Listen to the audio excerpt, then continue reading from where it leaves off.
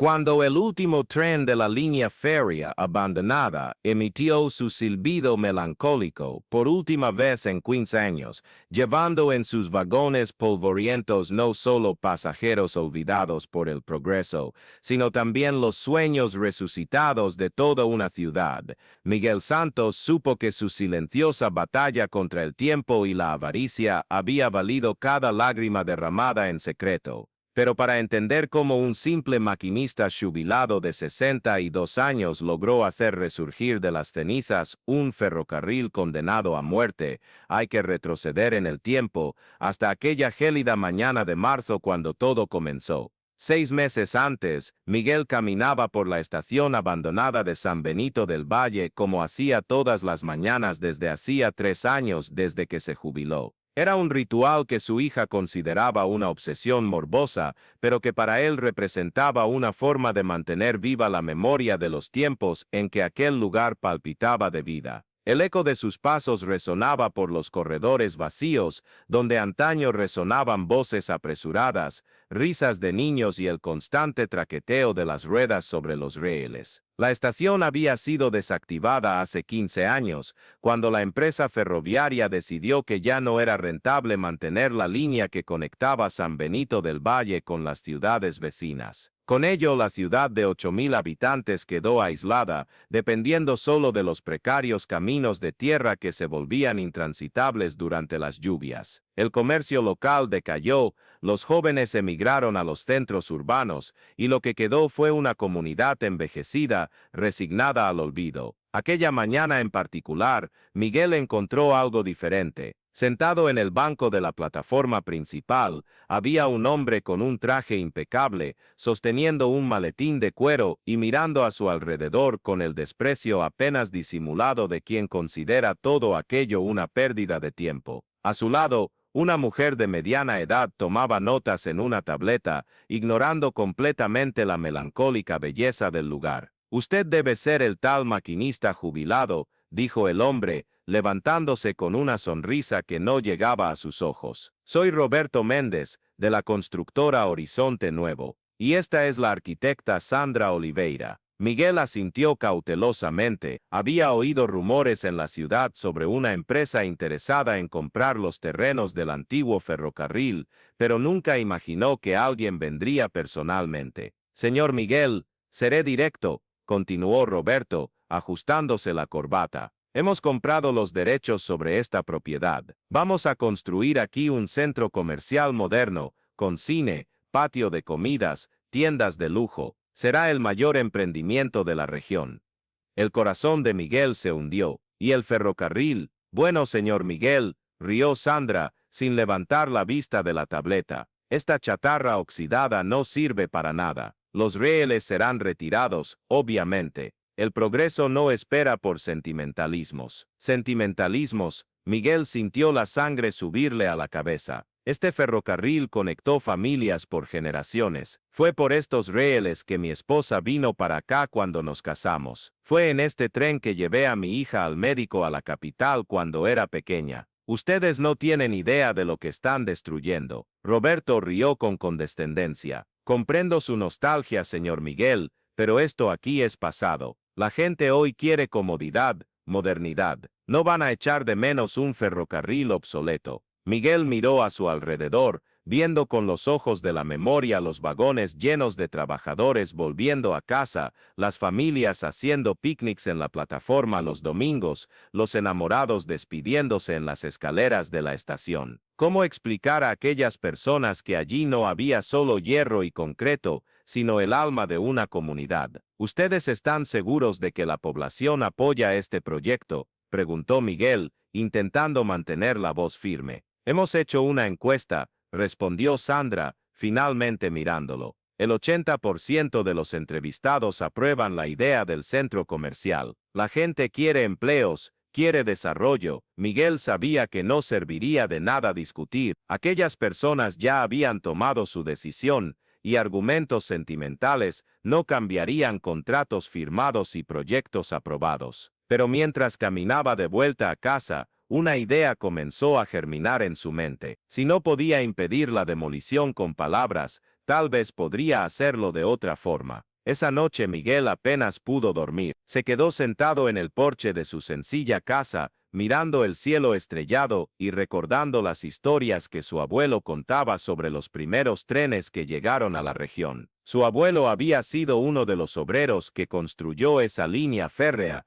trabajando al sol durante años para conectar San Benito del Valle con el mundo. Un tren no es solo un medio de transporte, niño, solía decir el viejo. Es un puente entre sueños. 5 meses antes, la idea que había nacido en la mente de Miguel aquella noche insomne comenzó a tomar forma cuando buscó a doña Elena, la bibliotecaria jubilada que conocía la historia de la ciudad mejor que nadie. Elena tenía 75 años, el cabello blanco como el algodón y una memoria que funcionaba como un archivo vivo de San Benito del Valle. Miguel, mi querido, dijo ella, sirviendo café en tazas de porcelana delicada en su casa llena de libros y fotografías antiguas. Estás hablando de reactivar el ferrocarril, eso es imposible. Los costos, la burocracia, doña Elena, recuerda la historia del tren fantasma. Los ojos de la anciana se iluminaron. ¿Cómo podría olvidarla? Mi padre me contó esa historia decenas de veces. Miguel sonrió. La leyenda del tren fantasma era una de las más antiguas de la región. Contaban que, durante la construcción del ferrocarril, en los años 1930, uno de los obreros había escondido una pequeña locomotora en medio de la selva para protegerla de un accidente que había previsto en sueños. El tren nunca fue encontrado, pero la leyenda decía que aún estaba allí, esperando el momento oportuno para volver a los rieles. ¿Y si la leyenda es verdad, doña Elena? ¿Y si realmente existe una locomotora escondida en algún lugar de la selva? Miguel, aunque existiera, sería imposible ponerla en funcionamiento después de tantos años. Pero ¿qué pasaría si funcionara? ¿Y si lográramos hacer rodar al menos un vagón por las vías? No para siempre, solo lo suficiente para mostrar a la gente que el ferrocarril aún tiene vida. Elena guardó silencio por un largo rato, removiendo el café sin beberlo. Finalmente, se levantó y se dirigió a una estantería polvorienta, de donde sacó un antiguo mapa de la región. Si hablas en serio, Miguel, necesitas hablar con Joaquín, el herrero. Es el único en el pueblo que todavía entiende de máquinas antiguas. Y también con la profesora Ana, que está organizando un proyecto sobre la historia local con sus alumnos. Miguel sintió una chispa de esperanza. ¿Cree que me ayudarían? Creo que te sorprenderías con cuánta gente en este pueblo todavía guarda cariño por nuestro viejo ferrocarril, respondió Elena, sonriendo por primera vez desde que había comenzado la conversación. 4 meses antes, el taller de Joaquín Ferreira estaba en el fondo de su casa, un galpón lleno de herramientas antiguas, piezas de máquinas y el característico olor a aceite y metal. Joaquín tenía 58 años, manos grandes y callosas, y la paciencia de quien ha aprendido que algunas cosas no se pueden apresurar. ¿Te has vuelto loco, Miguel? Fue la primera reacción cuando Miguel le contó el plan. Hacer funcionar una locomotora después de décadas abandonada, eso es cosa de película. Don Joaquín, usted ya ha arreglado tractores que todo el mundo decía que no tenían arreglo. Ya ha hecho funcionar motores de coche solo con piezas improvisadas. Si alguien puede hacer este milagro, es usted. Joaquín meneó la cabeza, pero Miguel notó que no estaba diciendo que no. Era la postura de un hombre considerando una posibilidad absurda que aún así despertaba su curiosidad. Primero habría que encontrar esa tal locomotora. Segundo, habría que evaluar su estado. Tercero, habría que conseguir piezas o improvisar sustitutos. Cuarto, habría que probar las vías para ver si aguantan el peso. Quinto, don Joaquín, interrumpió Miguel, ¿está usted enumerando problemas o etapas de un proyecto? El herrero rió a pesar de sí mismo. Maldito sea Miguel, me conoces demasiado bien. Así comenzó la búsqueda del tren fantasma. Miguel, Joaquín y un pequeño grupo de voluntarios pasaron los fines de semana siguientes explorando las antiguas vías férreas abandonadas, siguiendo mapas antiguos y pistas vagas dejadas por historias contadas de generación en generación. Encontraron la locomotora 3 semanas después, en un claro escondido en medio del bosque, cubierta de enredaderas y medio tragada por la vegetación. Era más pequeña de lo que Miguel esperaba, una máquina compacta de los años 1940, Wiseto, con la pintura descascarillada y el metal corroído por el tiempo, pero todavía reconocible en sus formas básicas. «Dios mío», susurró Joaquín, pasando la mano por el lateral oxidado. «¿De verdad existe?» La locomotora estaba en estado deplorable, pero Joaquín descubrió que el motor aún estaba intacto, protegido por una cubierta improvisada que alguien había colocado décadas atrás. Era como si el trabajador de la leyenda realmente hubiera preparado esa máquina para ser encontrada en el futuro. «Va a dar trabajo», dijo Joaquín, examinando las piezas una por una. «Mucho trabajo, y va a necesitar dinero para piezas y combustible». «¿Cuánto?», preguntó Miguel, aunque sabía que su pequeña jubilación apenas le alcanzaba para sus necesidades básicas. «Unos 3-4 mil euros. Como mínimo». Miguel sintió que se le oprimía el corazón. Era más dinero del que podía reunir, pero no podía desistir ahora. No cuando habían encontrado la locomotora, no cuando la esperanza comenzaba a tomar forma. 3 meses antes, la solución llegó de donde Miguel menos esperaba. La profesora Ana Luisa, de 32 años, se había enterado del proyecto a través de doña Elena y buscó a Miguel con una propuesta. «Señor Miguel, mis alumnos están haciendo un trabajo sobre la historia local y se han fascinado con la historia del tren fantasma. ¿Qué tal si transformamos esto en un proyecto de la escuela?» Miguel miró a la joven profesora con sus ojos brillantes y su energía contagiante, y sintió que algo estaba cambiando. «¿Cómo así, profesora Ana?» «Bueno, podemos organizar eventos para recaudar fondos, una feria de antigüedades, presentaciones teatrales sobre la historia del ferrocarril, venta de comida casera. Los padres pueden ayudar, la comunidad puede participar. Así ustedes consiguen el dinero y nosotros conseguimos involucrar a toda la ciudad en el proyecto». La idea era brillante. En cuestión de semanas, el proyecto de la locomotora dejó de ser la obsesión de un viejo jubilado para convertirse en un movimiento comunitario. Los niños de la escuela primaria dibujaban trenes en sus redacciones. Los adolescentes crearon un grupo en las redes sociales llamado Salven Nuestro Ferrocarril. Los adultos comenzaron a organizarse en jornadas de trabajo para limpiar las vías y la antigua estación. El primer evento fue una noche cultural en la escuela, donde personas mayores contaron historias sobre los tiempos dorados del ferrocarril. Miguel se emocionó al ver cómo fluían las memorias, cómo cada persona tenía un recuerdo especial conectado a esas vías. Doña Rosa recordó cuando conoció a su marido en el tren. Don Antonio contó sobre los viajes que hacía para vender sus productos en las ciudades vecinas. La profesora jubilada Clara recordó las excursiones escolares que organizaba llevando a los niños en tren para conocer museos en las ciudades más grandes. Y fue en esa noche que Miguel percibió algo fundamental: el ferrocarril no era importante solo para él, era parte de la identidad colectiva de esa comunidad, un símbolo de conexión y pertenencia que la modernidad había intentado borrar, pero que aún vivía en el corazón de la gente. Los eventos se multiplicaron. Hubo bingo benéfico, festival de comida casera, presentación de la banda de la escuela, exposición de fotografías antiguas. En cada evento se recaudaba más dinero, más personas se involucraban y más se difundía la noticia. Fue entonces que Roberto Méndez regresó al pueblo. 2 meses antes: «Señor Miguel, necesitamos hablar», dijo Roberto, apareciendo en la puerta de la casa de Miguel en una tarde lluviosa. Esta vez, estaba solo y parecía mucho menos confiado que en la primera visita. «Pase, señor Roberto. ¿Quiere un café?» «No, gracias. Seré directo.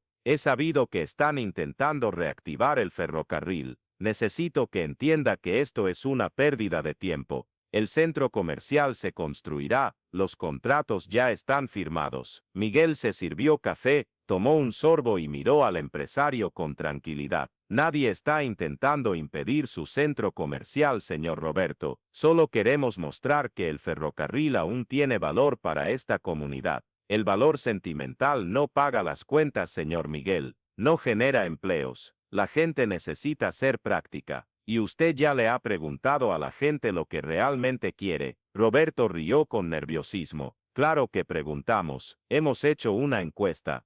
Una encuesta donde ustedes ofrecieron empleos a cambio de apoyo al proyecto. El silencio que siguió fue revelador. Miguel continuó, con voz calma pero firme, «Sabe, señor Roberto, yo también he hecho una encuesta. He hablado personalmente con más de 200 familias de esta ciudad y he descubierto algo interesante». Roberto esperó, visiblemente incómodo. La gente no está en contra del desarrollo, solo quieren que sea un desarrollo que respete nuestra historia, nuestra identidad. Quieren empleos, sí, pero no a cualquier precio. Señor Miguel, esos son sentimentalismos. Los negocios son negocios. Quizás sea por eso que usted no está entendiendo lo que está pasando aquí. Esa semana, Miguel descubrió algo que cambió completamente su perspectiva sobre toda la situación. Conversando con un amigo que trabajaba en el ayuntamiento, supo que la constructora Horizonte Nuevo había mentido sobre haber comprado los derechos sobre el ferrocarril. En realidad, solo habían hecho una oferta de compra, que aún no había sido aceptada por la empresa ferroviaria propietaria de las vías. La información llegó a Miguel un jueves lluvioso, y el viernes ya estaba en la capital, en la oficina de la empresa ferroviaria, conversando con el gerente responsable de las propiedades desactivadas. «Señor Miguel», dijo el gerente,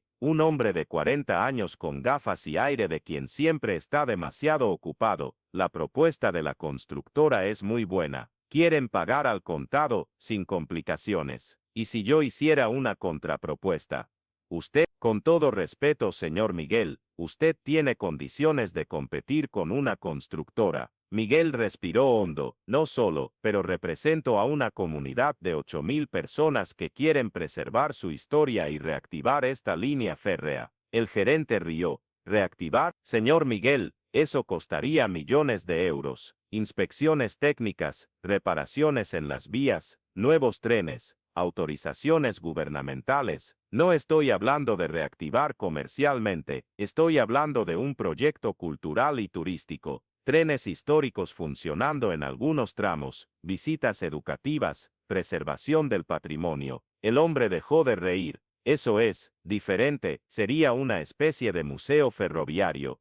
«Exactamente, con potencial para atraer turistas, generar ingresos para la comunidad, y al mismo tiempo preservar un patrimonio histórico importante». Miguel salió de esa reunión con algo que no esperaba: una propuesta para estudiar la viabilidad de su proyecto. La empresa ferroviaria le daría a él y a la comunidad 6 meses para presentar un plan concreto y recaudar los recursos necesarios para la primera fase del proyecto. Era una oportunidad, pero también una carrera contra el reloj. Si no conseguían probar que el proyecto era viable en ese plazo, el ferrocarril sería vendido a la constructora. Fue en ese momento que Miguel se dio cuenta de que ya no estaba luchando solo para salvar algunos raíles oxidados. Estaba luchando por el alma de su comunidad, por la posibilidad de mostrar que el progreso no necesita significar el olvido del pasado. Y fue entonces que decidió contarle a toda la ciudad sobre el desafío que tenían por delante. Si estás siguiendo esta historia y te identificas con la lucha de Miguel, no dejes de suscribirte a nuestro canal para continuar recibiendo relatos emocionantes como este, que muestran cómo personas comunes pueden hacer diferencias extraordinarias. Un mes antes, la reunión en la escuela municipal fue la más grande que San Benito del Valle había visto en años. El gimnasio estaba abarrotado, con gente incluso de pie en los pasillos. Miguel estaba nervioso, nunca había hablado ante tanta gente, pero sabía que ese era el momento de ser completamente honesto sobre la situación. «Gente», comenzó, su voz temblando ligeramente en el micrófono improvisado, «ustedes saben que durante meses hemos estado trabajando para restaurar nuestra vieja locomotora y revivir parte de nuestro ferrocarril. Lo que muchos no saben es que solo tenemos 6 semanas para probar que nuestro proyecto es viable, o perderemos todo». Un murmullo recorrió la multitud. Miguel continuó, explicando sobre la propuesta de la constructora, sobre el plazo dado por la empresa ferroviaria, sobre los desafíos técnicos y financieros que aún enfrentaban. «No les voy a mentir», dijo, mirando directamente a las personas que estaban allí, «es una tarea casi imposible. Necesitaríamos por lo menos 20.000 euros para completar la restauración de la locomotora, hacer las reparaciones necesarias en las vías y presentar un proyecto técnico convincente. Es mucho dinero para una ciudad como la nuestra. ¿Cuánto ya tenemos?, gritó alguien del fondo. 8.400 euros, respondió Miguel, gracias a los eventos que hemos hecho y a las donaciones que hemos recibido. El silencio que siguió fue pesado. 20.000 euros era realmente mucho dinero para aquella comunidad, donde la mayoría de las personas vivía de pequeñas pensiones, agricultura de subsistencia o comercio local. Pero entonces don Joaquín se levantó. Miguel, puedo donar 500 horas más de trabajo gratuito en el taller, y tengo algunas piezas guardadas que pueden servir. Doña Elena fue la siguiente. Puedo organizar un curso sobre historia local y cobrar una pequeña tasa, y tengo algunos libros antiguos que puedo vender. La profesora Ana se levantó. La escuela puede organizar más eventos, y mis alumnos pueden hacer una campaña online para difundir el proyecto. Entonces ocurrió algo que Miguel nunca olvidaría. Una a una, decenas de personas se levantaron ofreciendo lo que podían. Doña María ofreció los huevos de sus gallinas para vender. Don José se dispuso a donar madera de su aserradero. Lucía, la costurera, ofreció sus servicios para hacer camisetas del proyecto y venderlas. Antonio, el barbero, dijo que donaría las ganancias de un día de trabajo por semana. Cuando se hizo la contabilidad al final de la reunión, tenían casi todo lo que necesitaban, no en dinero, sino en trabajo, materiales, servicios y pequeñas donaciones. Era como si toda la ciudad hubiera decidido, en ese momento, que el ferrocarril merecía la pena ser salvado. Pero lo más importante ocurrió 3 días después de esa reunión. Roberto Méndez apareció de nuevo en casa de Miguel, pero esta vez no estaba solo. Con él venía Sandra, la arquitecta, y otras 2 personas a las que Miguel no conocía. Señor Miguel, dijo Roberto, y por primera vez su voz no tenía ese tono de superioridad. Nos gustaría hacerle una propuesta. Miguel los invitó a pasar, les sirvió café y esperó. Después de la reunión en la escuela nos enteramos del plazo que tienen, y también supimos del apoyo que la comunidad está dando al proyecto, continuó Roberto. Hablamos con nuestros inversores y llegamos a una conclusión. Miguel esperó, sin saber qué esperar. ¿Qué tal si hacemos una sociedad? ¿Cómo así? Sandra tomó la palabra. Podemos modificar el proyecto del centro comercial, incluir un espacio para la estación ferroviaria, crear una zona comercial temática alrededor del ferrocarril histórico. El centro comercial tendría menos tiendas, pero ganaría un diferencial único en la región. Miguel se quedó en silencio, procesando la propuesta. ¿Y ustedes estarían dispuestos a financiar la restauración de la locomotora, parte de ella?, respondió Roberto, a cambio de una sociedad en la explotación turística del proyecto? Era tentador, muy tentador. Significaba que el proyecto sería viable, que la locomotora sería salvada, que la comunidad tendría tanto el ferrocarril histórico como empleos en el centro comercial. Parecía la solución perfecta. Pero Miguel pidió una semana para pensar, y durante esa semana hizo algo que consideró fundamental. Habló de nuevo con toda la comunidad. 2 semanas antes. No confío en ellos, dijo don Joaquín, manipulando una llave inglesa entre sus manos. Empresario que cambia de opinión así, de una hora para otra, tiene segundas intenciones. Pero Joaquín, sería una garantía de que el proyecto saldría bien, argumentó la profesora Ana, y traería desarrollo a la ciudad. Desarrollo controlado por ellos, no por nosotros, replicó doña Elena. Miguel, conoces a estas personas desde hace meses. ¿Qué te dice tu corazón? Miguel estaba dividido. La propuesta de sociedad resolvería todos los problemas financieros,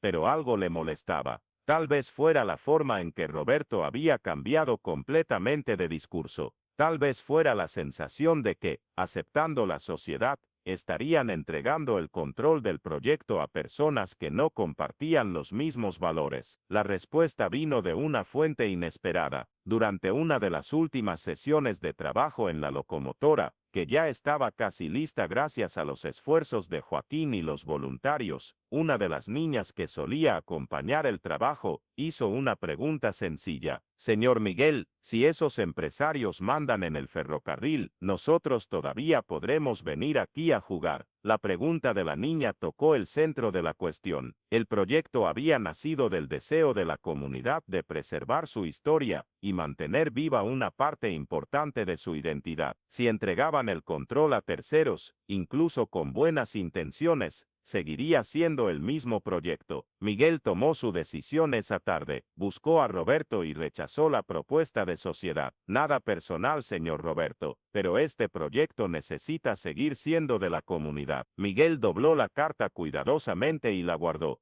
A los 62 años, había descubierto que su vida estaba apenas comenzando una nueva etapa, y quién sabe cuántas otras locomotoras olvidadas estaban esperando, en rincones perdidos del país, a alguien que creyera que todavía tenían historias que contar. Esa noche, antes de dormir, Miguel fue a la terraza y miró en dirección a la estación. No podía verla en la oscuridad, pero sabía que estaba allí, viva de nuevo, llena de posibilidades. Y mañana, como todos los días de los últimos 6 meses, se despertaría temprano, tomaría su café y caminaría hasta allí, no porque estaba apegado al pasado, sino porque había ayudado a construir un puente entre el pasado y el futuro. El silbido lejano de un tren de mercancías que pasaba por la línea principal resonó en la noche, como un saludo de despedida. Miguel sonrió y murmuró para sí mismo, «Hasta mañana, Ben-Hur», refiriéndose cariñosamente a la locomotora, bautizada así en honor al caballo de la historia que doña Elena había contado a los niños, otra alma valiente que había encontrado tesoros ocultos cuando nadie más creía que existían. Y así fue como Miguel Santos, un simple maquinista jubilado, aprendió que el verdadero ferrocarril de la vida no está hecho de rieles y locomotoras, sino de conexiones humanas, sueños compartidos, y el valor de creer que incluso cuando todo parece perdido, siempre hay una última oportunidad para marcar la diferencia, porque a veces, lo que parece ser el final de la línea es solo el comienzo de un nuevo viaje, y los mejores trenes son aquellos que llevan no solo pasajeros, sino esperanzas, recuerdos y la certeza de que, cuando una comunidad se une por un propósito común, no hay vía que no pueda ser reparada, no hay máquina que no pueda ser restaurada, y no hay sueño que sea imposible de realizar. La historia de San Benito del Valle se convirtió en leyenda en la región. Visitantes venían de lejos para conocer el pequeño pueblo que había resucitado su ferrocarril a través de la fuerza de la unión comunitaria. Y siempre al final de la visita se iban con una lección que llevaban a sus propias ciudades, sus propias luchas, sus propios sueños aparentemente imposibles, que la verdadera fuerza no está en el dinero o en el poder, sino en la capacidad de una persona de creer en algo más grande que ella misma, y de conseguir que otras personas crean también. Miguel Santos había comenzado su viaje como un hombre solitario intentando salvar algunos rieles oxidados. Terminó como el símbolo vivo de que nunca es demasiado tarde para marcar la diferencia, y de que los mayores milagros ocurren no cuando una persona cambia el mundo, sino cuando una persona consigue unir a otras personas para cambiar el mundo juntas. Y cada mañana, cuando el silbido de la pequeña locomotora resonaba por los campos de San Benito del Valle,